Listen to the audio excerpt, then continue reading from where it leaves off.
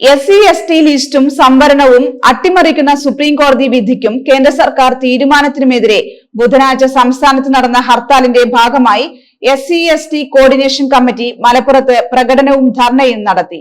Supreme കോടതി വിധിക്കെതിരെ വിവിധ ദലിത് ബഹുജൻ പ്രസ്ഥാനങ്ങൾ ദേശീയ തലത്തിൽ പ്രഖ്യാപിച്ചിരിക്കുന്ന ഭാരത് ബന്ദിന്റെ ഭാഗമായാണ് സംസ്ഥാനത്തും ഹർത്താൽ നടത്തുന്നത്.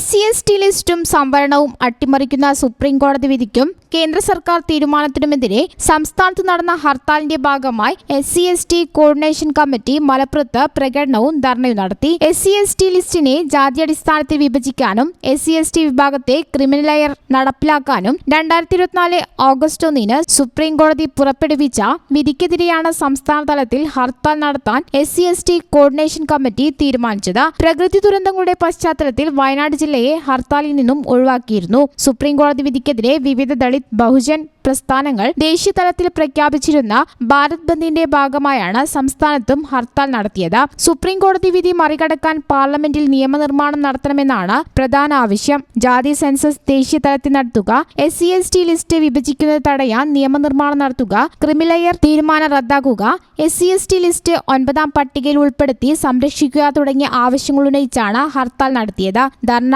LKVS ജില്ലാ പ്രസിഡന്റ് P പത്മനാഭൻ ഉദ്ഘാടനം ചെയ്തു. SC/ST coordination committee chairman V Narayanan അധ്യക്ഷനായിരുന്നു. അറമുഖൻ ചേലേമ്പ്ര, രാജൻ ചെട്ടിയകത്ത്, മധു കോട്ടപ്പുറം, P കൃഷ്ണൻ എന്നിവരും പ്രസംഗിച്ചു. News bureau, Malappuram. പഠിക്കുന്നത് എംപയർ കോളേജിലാണെങ്കിൽ ജോലി വെറും സ്വപ്നമാകില്ല. Empire college of science, Moodal, Kuttippuram, Malappuram.